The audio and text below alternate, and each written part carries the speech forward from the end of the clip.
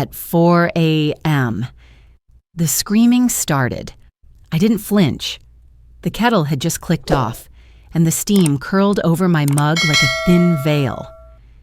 My name is Martha Jennings, 67, retired elementary school teacher, widow of 32 years of marriage, and owner of the house whose front door somebody was trying to rattle off its hinges.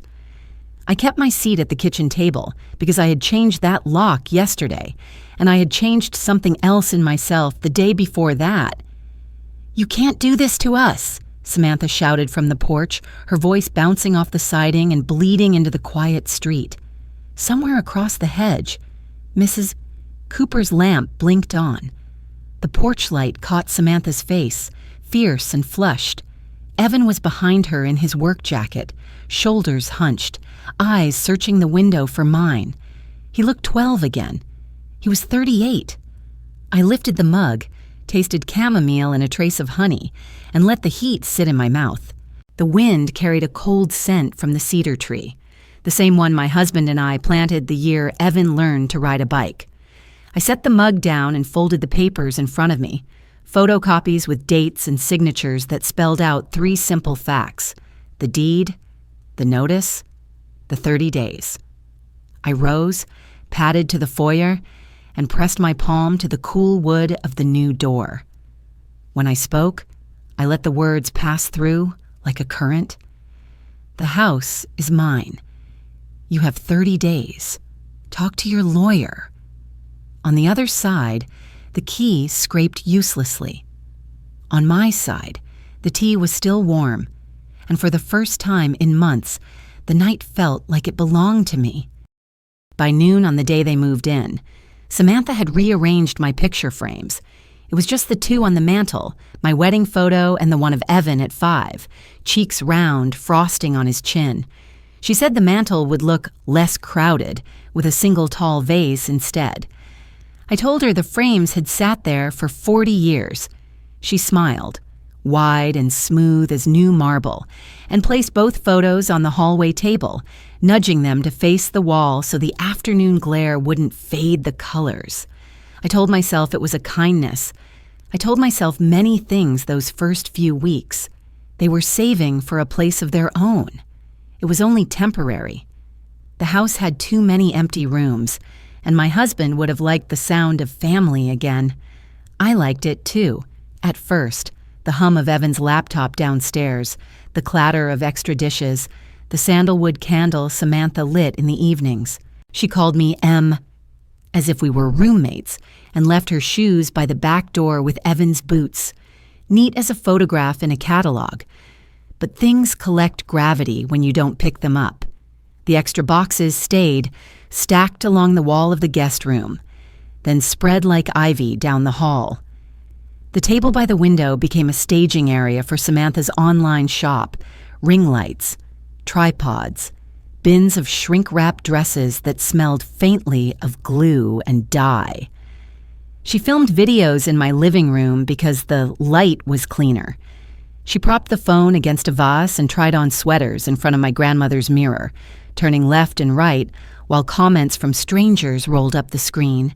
Sometimes she laughed at what they wrote, the sound sharp and delighted, and sometimes she frowned, tearing open another bag and letting the plastic crinkle onto the rug. Evan, to his credit, offered to pay a small rent, which I refused at first because refusing felt like love, and love felt like the thing that would keep us safe. He promised it would be a matter of months. Their one bedroom had mold behind the sink, and the landlord was slow, and the market was strange. He said all this with his hands shoved into his pockets, like a boy rehearsing a confession. I patted his shoulder and said we'd make it work, and we did, until we didn't. When Samantha's friends came by to help with inventory, they parked crooked along the curb and brought in cases of shipping envelopes like we were fitting the house for a different life. They laughed and called the living room the studio. And nobody asked which closet held the extra towels because the hall closet no longer held towels at all. It held belts and scarves and a ring light that folded like a praying mantis. My wedding photo lived in a drawer by then. When I opened it to check on the batteries for the smoke detector, the picture looked back at me with a bend across my husband's smile. I still cooked. Some nights I made meatloaf the way Evan liked it, with ketchup glaze and onions so soft they disappeared. Samantha hardly ate, claiming she snacked while packing orders, though she'd pull a chair to the island and scroll with one hand while the other chased a fork around her plate. She told me, cheerfully, that I could save money by canceling my gardener since Evan could mow.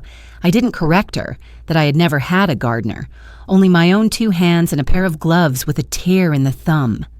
Later, while I watered the hydrangeas, I noticed a shoe mark in the garden bed near the cedar, the soil crushed in the shape of a heel. The first true seam split on a Thursday afternoon. A man I didn't know stepped into my living room, set down a leather folder, and introduced himself as a local realtor. Samantha swept in behind him with a flourish, her lipstick precise as a line drawn with a ruler. "We're just getting a sense of the market," she said, as if the air weren't suddenly thinner. The realtor's eyes flicked to the carpet, to the mirror, to the banister I oiled every spring. He asked about square footage, roof age, proximity to schools. I said the roof was 6 years old, the school was 3 blocks away, and this was my home. After he left, I stood at the sink, running water over an unneeded plate. The faucet hissed like a reprimand. From the hallway, I heard Samantha tell Evan that Portland wasn't practical for me anymore, that the stairs were dangerous, that assisted living would give me community. The word slid under my skin like a splinter. I dried the plate and set it carefully in the rack, then went upstairs, opened a desk drawer, and found the small digital recorder I used back when I taught because parents forget what they promise when the room is loud and the bell is about to ring. I didn't sleep well after that. When I did, I dreamed of locks that changed shape in my hands. In the morning, I tucked the recorder into the pocket of my cardigan and made coffee for 3. Samantha bounced into the kitchen in a lemon-yellow sweater and told me, breezy as a spring commercial, that a notary would swing by one evening to help with some paperwork. She was excited, talkative, full of the future. She kissed Evan's cheek and told him to print the draft she'd emailed. Something about streamlining decisions for me, because no one needs the stress. That was the first time I thought the word betrayal. It didn't feel like a knife. It felt like a door easing shut. And I realized how long I'd been waiting for the click. The notary arrived on a Monday when the clouds pressed low and the air smelled of wet earth. Samantha had set the dining table like a stage, a silk runner, 2 pens laid crosswise, a bowl of hard candies as if sugar could sweeten what she was about to do. I wore my blue cardigan, the one with soft elbows, and slipped the small recorder into my pocket, the same pocket where I used to keep stickers for first graders who learned to spell friend without an extra E. I wanted proof, not applause. Samantha ushered the notary in, her voice bright and brisk. "Just routine paperwork," she said, glancing at me like an actress waiting for her cue. Evan sat beside her, shoulders stiff, eyes darting between us. The notary, a woman about my age, offered a professional smile and opened her folder. Power of attorney. The words were printed in bold. I pretended to study the page, though I already knew what they meant. Samantha explained that it was for convenience, in case anything ever happened to me. She used the word streamline. It sounded like something sharp enough to cut through trust. I asked for a glass of water. In the kitchen, I turned on the tap and watched the bubbles rise. The recorder in my pocket caught the hum of the refrigerator, the faint click of heels behind me. I thought about my husband, about how he once said the hardest part of love was learning when to close a door. When I returned to the table, I smiled and said, "I think I'd like my lawyer to look this over. My eyes aren't what they used to be." Samantha's smile cracked at the corners. The notary nodded, collected her papers, and thanked me for my time. As she left, the air smelled faintly of lavender and rain. When the door closed, Samantha's silence was louder than any scream. She moved through the house with a new efficiency, reclaiming space not through words, but through rearrangement. The guest room filled with boxes. The hallway closet lost its last towel. The dining table disappeared beneath shipping envelopes and ring lights. One evening, I found my wedding dress sealed in plastic under a stack of sweaters. I freed it carefully, spread it across the bed, and traced the yellowed lace with my fingertips. The fabric was brittle, but still beautiful, like memory. It had learned to endure pressure. I began writing notes to myself on index cards, dates, names, fragments of conversation. I tucked them into a manila envelope labeled evidence, the teacher in me unable to abandon good labeling habits. Then I called Mr. Delgado, a local attorney recommended by Mrs. Cooper. His office smelled of old books and burnt coffee. He listened without interrupting, except to tap his pen when I hesitated. "Mrs. Jennings," he said finally, "you have every right to live in peace. They're guests. Nothing more. We'll document everything, proceed quietly, and when the time comes, you'll give notice. By the book." He smiled, not kindly but firmly. "And change your locks when you're ready. Back home." I watched Samantha film another haul video in my living room. She posed in front of my grandmother's mirror, twirling in a sequined dress, while online hearts floated up her phone screen. "This space has such perfect light," she said to her followers. I thought of the phrase perfect light long after she finished, realizing that light can reveal or blind, depending on where you stand. Weeks passed.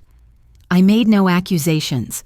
I made dinner, watered the hydrangeas, and left the front door open just long enough for the mailman to wave.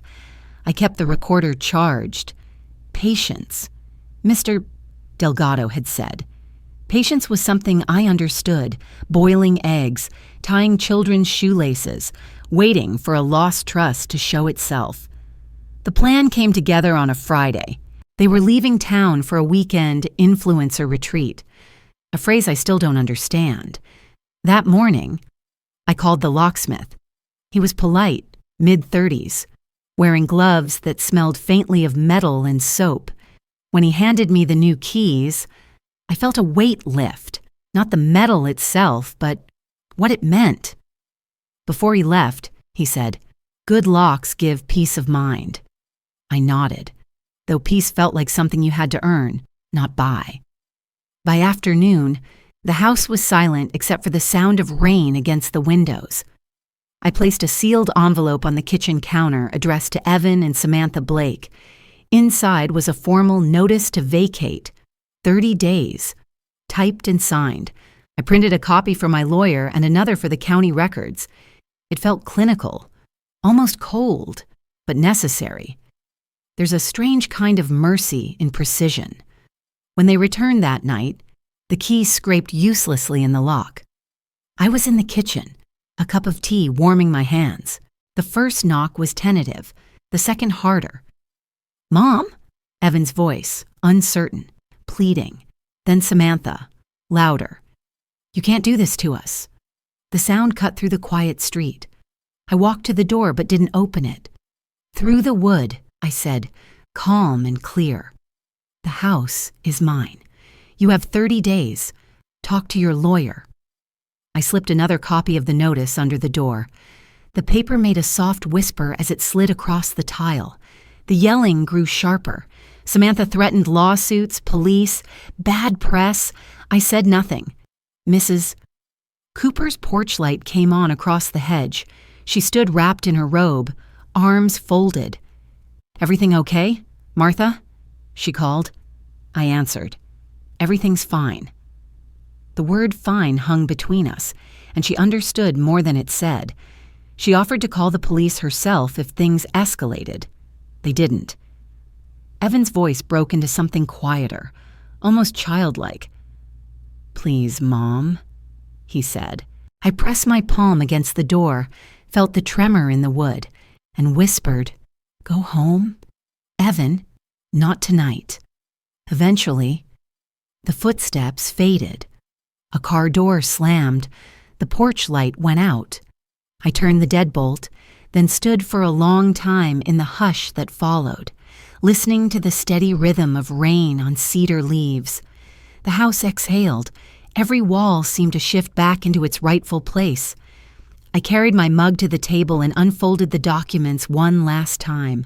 The ink was dark, the lines neat, the signatures exactly where they should be. Outside, the street shimmered under the wet glow of the lamppost. Somewhere out there, my son sat in a car beside the woman who had tried to erase me from my own life. I felt no victory, only an odd tenderness for the boy he once was. I hoped he'd remember that I'd never locked him out of my heart, only my house. When I finally went to bed, I left the hallway light on, the soft bulb that used to guide Evan back from nightmares. Its glow spilled a warm rectangle onto the floorboards. For the first time in months, I slept through the night. And when morning came, I woke not to shouting or footsteps or boxes, but to quiet, the kind of quiet that sounds like belonging. The lawsuit came in a thick white envelope, heavy enough to bend the mailbox flag. Samantha's name was printed in bold across the top, followed by Evan's. Their lawyer had typed phrases like unlawful eviction, emotional distress, and financial exploitation. The words sounded ridiculous on paper, but they still managed to sting. It wasn't the accusation that hurt the most. It was seeing my son's name right beside hers, like a signature of betrayal. Mr. Delgado wasn't surprised. He read through the document, unhurried, his glasses sliding down the bridge of his nose. "They've got no case," he said. "No rent receipts, no lease, no proof of ownership. They're bluffing." I nodded, but my chest felt hollow. Logic could silence noise, not heartbreak. The court date was set for a Tuesday morning that smelled of rain and exhaust. I wore a navy dress and pinned a silver bird brooch to my collar, the one my husband gave me before Evan was born. I sat in the back of the courtroom until our case was called, tracing the bird with my thumb like a prayer. Samantha arrived looking immaculate, all white suit and red lipstick, the picture of wronged elegance. Evan trailed behind her, head down, eyes tired. When he saw me, he gave a weak nod before taking his seat beside her. The hearing began with Samantha's lawyer speaking in soft, practiced tones. He painted her as a devoted daughter-in-law forced into the streets by an ungrateful old woman. When he used the word elderly, I almost laughed. I'd mowed my own lawn that week. Then it was Mr. Delgado's turn. His voice was low and precise, every word deliberate. He presented the deed, the bank records, the photographs, and finally, he pressed play on the audio file. Samantha's voice filled the courtroom, smooth and manipulative. "Just sign the power of attorney. Martha, you won't have to worry about bills again." The sound of her own confidence undid her. She shifted in her chair, color draining from her face. Even Evan's jaw tensed. When the recording ended, the silence in that room was absolute. The judge adjusted her glasses, looked at Samantha's attorney, and said, "Case dismissed with prejudice." The gavel came down like the final click of a new lock. Samantha stormed out without a glance in my direction. Evan hesitated at the doorway, torn between two worlds. I wanted to reach for him, but pride, no, self-respect, kept my hand at my side. When I got home, the house greeted me like an old friend. The air felt different, lighter, as if every wall had been waiting for this moment. I made tea, sat by the window, and watched the wind move through the garden. I realized the quiet I once hated had become my peace. Weeks passed, I learned the rhythm of solitude again, the sound of spoons against porcelain, of rain on the porch roof, of my own breathing. Mrs. Cooper came over most evenings. We'd share coffee and gossip about neighborhood repairs. Life, as it tends to, began stitching itself back together. Then, one afternoon in early summer, there was a knock at the door. I opened it to find Evan standing there, holding a small box. He looked older, thinner, humbled. "These were in the garage," he said. Inside were my husband's navy medals, dulled by dust but still shining under the afternoon light. I invited him in. We sat at the same kitchen table where everything had started to crumble. "She left," he said after a long silence. "Packed her stuff, moved to California. Said she needed someone with more ambition." I nodded. "I hope she finds it," I said.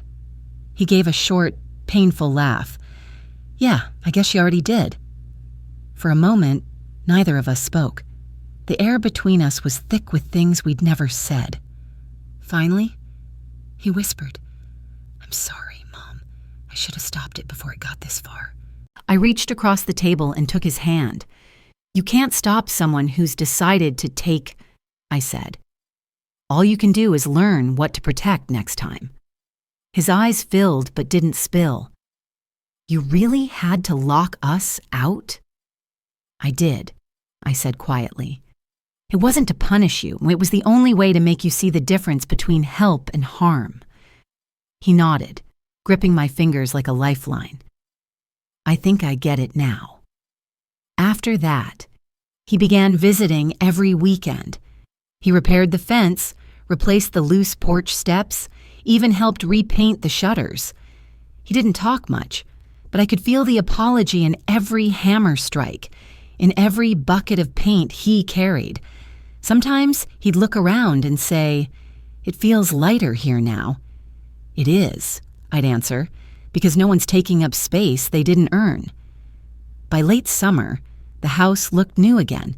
The hydrangeas bloomed wide and blue, and the cedar tree had grown tall enough to shade the porch. One evening, while Evan and I sat outside watching fireflies, he said, "You know, I used to think boundaries were cruel. Now I think they're a kind of love." I smiled, proud of the man who was finally learning what love really meant. "Boundaries keep love honest," I told him. When he left that night, he hugged me, a real, unguarded hug, the kind he hadn't given me since he was 12. I stood in the doorway long after his car disappeared down the street, the porch light spilling gold onto the steps. A week later, a letter arrived in the mail. Evan's handwriting was careful but shaky. "Mom, I started volunteering with a program that helps older homeowners fix their roofs and fences. I guess I'm trying to make up for lost time. You were right. You didn't protect the house, you protected me. I love you." I read the letter twice, then folded it neatly and placed it beside my husband's medals. That night, I brewed a cup of tea and sat on the porch, letting the breeze carry the scent of cedar and summer rain. The world felt still again. No shouting, no fear, no doors being slammed. Just quiet. I closed my eyes and whispered into the dusk. I didn't lock her out to punish her. I locked her out so peace could walk back in. The house creaked softly, as if it understood. And when morning came, sunlight poured through the windows, touching every corner I had reclaimed, not just the rooms, but myself. For the first time in a long while, I didn't feel like someone defending her home. I felt like a woman who had finally come home.